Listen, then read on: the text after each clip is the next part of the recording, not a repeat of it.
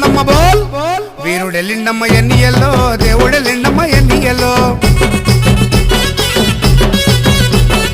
బాధలు తీర్చటి ఎన్నియల్లో బాలుడెళ్ళిండమ్మ ఎన్నియలో